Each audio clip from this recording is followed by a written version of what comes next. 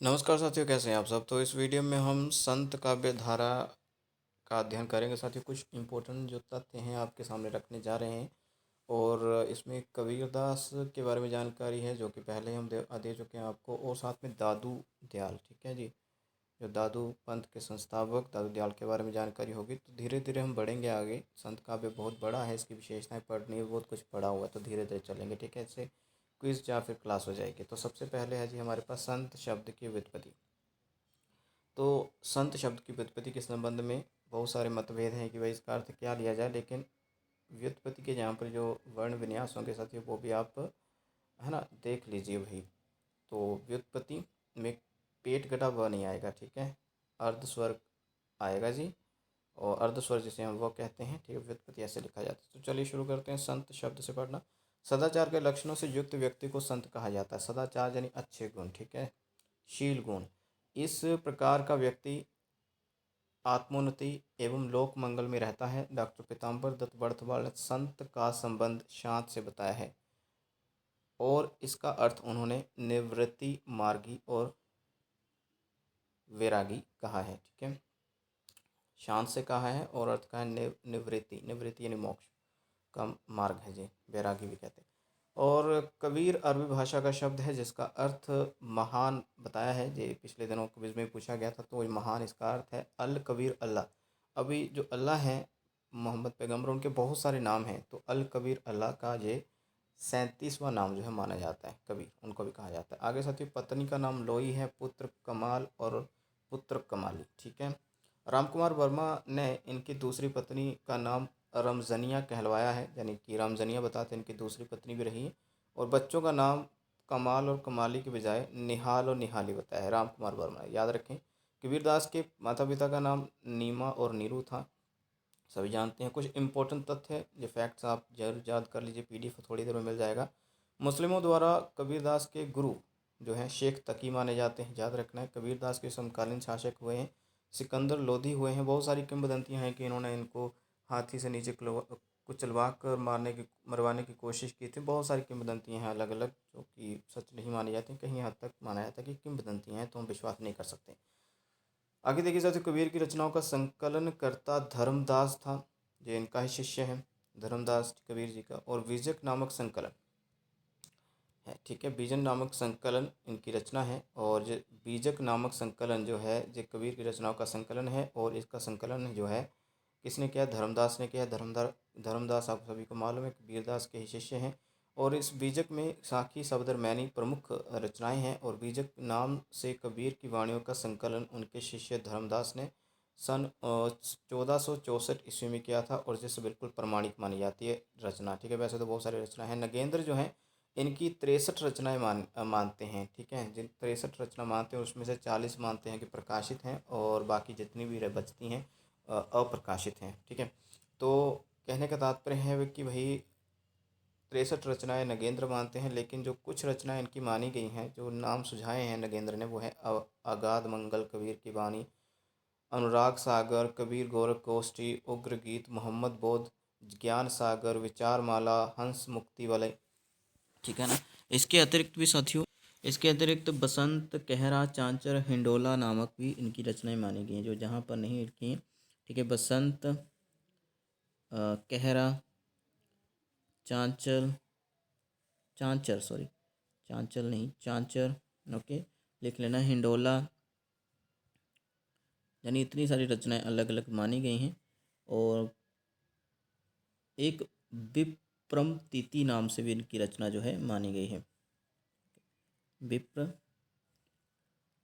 तिथि, ओके। तो ये रचनाएं हैं, सभी के नाम आप याद कर सकते हैं। नगेंद्र के अनुसार ये सभी रचनाएं 63 हैं उनकी कुल, लेकिन कुछ ही प्रकाशित हुई। लेकिन बीजक नामक जो का इनका काव्य संकलन है कबीर जी का, जिसका संपादन जो है इनके ही शिष्य धर्मदास ने किया, वो ज़्यादा प्रमाणिक माना गया है। आगे रामायणी रचना की भाषा ब्रज और पूर्वी बोली मानी जाती है, ये याद रखना है। रामायणी जो उनकी रचना है बीजक में ही, ठीक है। आगे है रामायणी को रामायण की भी संज्ञा दी जाती है। और दोहा छपाई छंद में रचना ब्रज भाषा और पूर्वी बोली यानी पूर्व अवधि का भी इसमें एहसास देखने को मिलता है। शबद यानी गय पद है, गय शैली में लिखी गई मुक्तक रचना है, और इसमें ब्रज और पूर्वी बोली का मिश्रण देखने को मिलता है। साक्षी, तो एक साखी इनकी रचना है जहाँ वो 12वां तथ्य आना था, चलो कोई बात नहीं, तो ये याद रखना है। साखी भी इनकी रचना है। रामायणी याद रखें। ओके, इसमें ब्रज भाषा और पूर्वी बोली का मिश्रण है। शब्द में भी ब्रज भाषा पूर्वी बोली का मिश्रण है। वहीं यदि हम साखी की बात करें, इसको साक्षी भी संज्ञा दी जाती है। इस रचना को दोहा छंद में है, और इसमें जो है भाषा कौन कौन सी है, राजस्थानी पंजाबी मिश्रित खड़ी बोली है। राजस्थानी पंजाबी मिश्रित खड़ी बोली किस रचना की भाषा है, तो भाई जो साकी का नाम जरूर याद रखें। देखिए साथियों, जो पंक्ति जो है, तू मैं कहता आंखन की देखी, तू कहता कागद की लेखी, मैं कहता सुरझावन हरी, तू राख्यो और झेरे। तो अगर हम पंक्ति में देखें तो क्या अर्थ लिया जा सकता है। कबीरदास कह रहे हैं, तुम्हारे लिए जो सत्य है जो कागज पर लिखा हुआ है, किंतु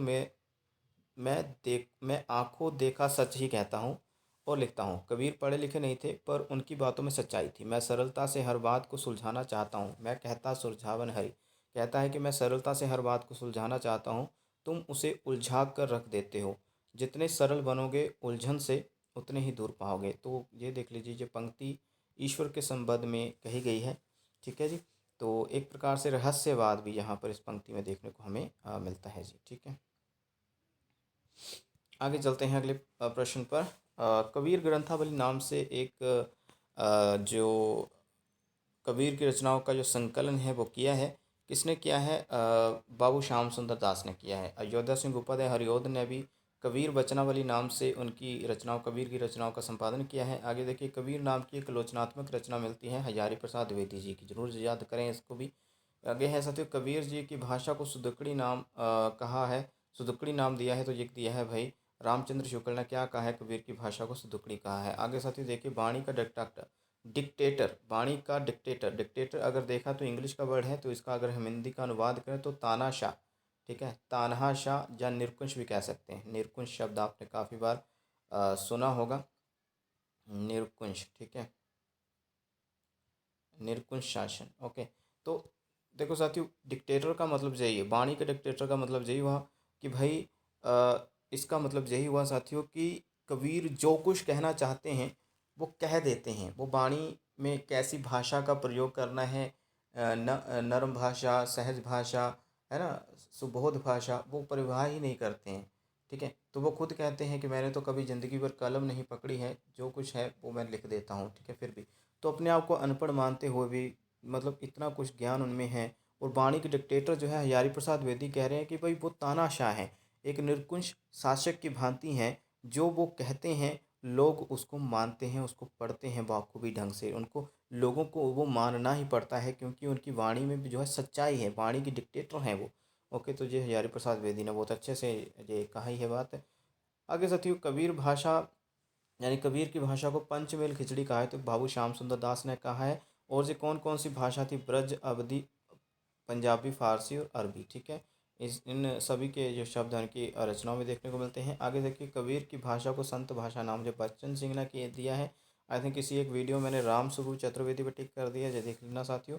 आगे है साथियों, कबीर पर सूफियों का प्रभाव भी रहा है, सूफी काव्य का प्रभाव भी रहा है। और अगर हम रहस्यवाद, रहस्यवाद किस में होता है? जिसमें कवि जो है अज्ञात के बारे में बात करे, अज्ञात प्रीतम के बारे में, अज्ञात ईश्वर के बारे में, जिसमें अपने ईश्वर का नाम नहीं जता रहा है। ठीक है, तो कहने कहने का तात्पर्य है कि जब भावनात्मक जो रहस्यवाद है वो सूफियों से ग्रहण किया है। और जो अहिंसावाद है वो वैष्णव लोगों से, यानी वैष्णववाद से प्राप्त किया है। अहिंसा, अहिंसा जिसको प्रपत्तिवाद भी कहा जाता है, ऐसा तो याद रखना है। ठीक है, याद रखिए। अच्छा, आगे है साधनात्मक रहस्यवाद, इन्होंने नाथों से ग्रहण किया। अभी साधनात्मक क्या है? साधनात्मक होता है साथियों वह रहस्यवाद जिसमें योग विद्या की बात हो। ठीक है, योग साधना की बात हो। ओके, लेकिन भावनात्मक रहस्यवाद में क्या कैसी बात होती है जो सूफियों से? इसमें प्रेम की बात हो रही है। ठीक है, ये प्रेम। ठीक है, आगे देखिए साथियों, अगला तथ्य है हमारे पास कि कबीर की रचनाओं में विशेषता, कबीर की रचनाओं की जो विशेषता, वैसे तो बहुत सारी विशेषताएं हैं, जैसे गुरु का महत्व है, जाति पाति खंडन है, एक ईश्वर की बात करते हैं। ये एक ईश्वरवाद इनका मुस्लिम इस्लाम से आया है। योग साधना पर बात करते हैं, अस्पृश्यता पर बात करते हैं। अस्पृश्यता क्या होता है? जातिवाद, यानी जाति पाति का खंडन करते हैं, है ना। एक बूंद से सब जग उपजया को बामन को सूदा, वो आपने पंक्ति पढ़ी होगी। तो मतलब ईश्वर के बारे में जो पाखंड रचे जा रहे थे, आडंबरवाद का विरोध किया। ऐसी बहुत सारी विशेषताएं हम पढ़ चुके हैं। आगे साथियों, आचार्य शुक्ल ने क्या कहा है कि निर्गुण मार्ग के निर्दिष्ट प्रवर्तक जो हैं वो कबीर हैं भाई। ये उक्ति आपने याद रखनी है। आगे है दादू दयाल के बारे में साथी जानकारियाँ। कबीर के बारे में जानकारियाँ एक अन्य वीडियो में दे चुका हूँ, पीडीएफ में उसका भी दे चुका हूँ टेलीग्राम पर साथी, तो वो भी आपने देख लेना। जे वीडियो का पीडीएफ भी आपको मिल जाएगा। आगे दादू दयाल के बारे में जानकारियाँ क्या है भाई कि दादू दयाल भक्त कवि का जन्म जो है अहमदाबाद में हुआ है, गुजरात के।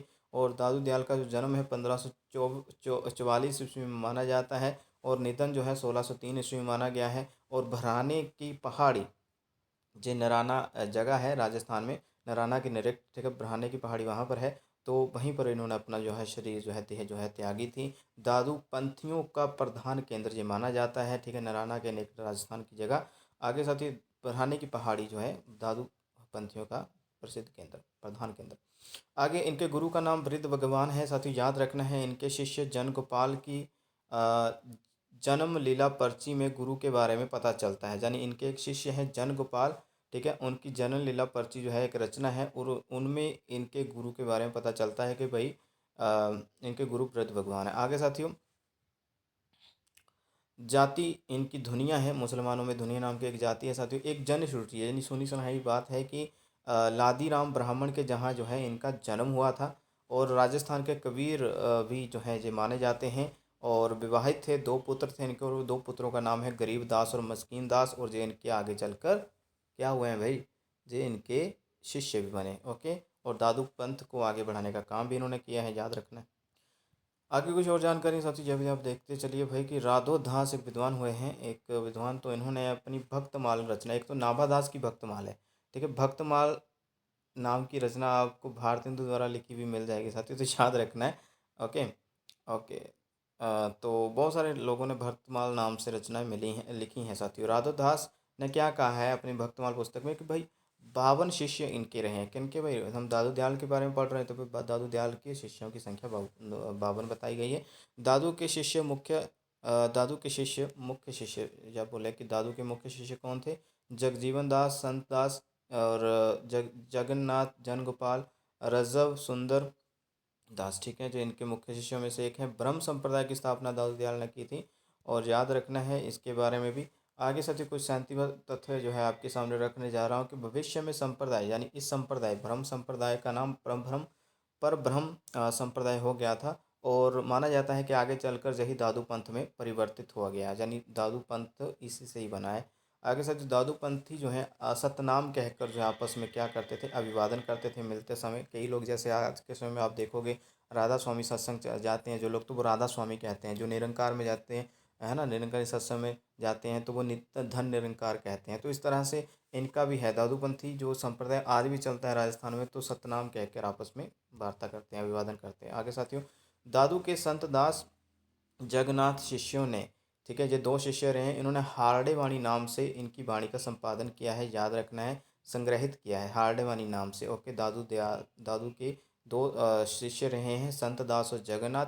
तो इन्होंने मिलकर हार्डे वाणी शीर्षक नाम से एक पुस्तक का प्रकाशन जो बोले कि संग्रह किया था। ओके, इनकी वाणी थी उसमें। और इसका जो इसी रचना का पुनः संपादन जो है किया था वो रज्जब ने किया था। रज्जब भी इनके शिष्य हैं, दादू जी के बहुत ही सर्वप्रिय शिष्य इनके रहे हैं, हमेशा दूल्हे के वेश में रहे हैं। क्यों रहे हैं इसके बारे में बता चुके हैं। लेकिन इन्होंने किया था साथियों अंगवधु नाम से दादू की वाणी का संपादन, ठीक है जी।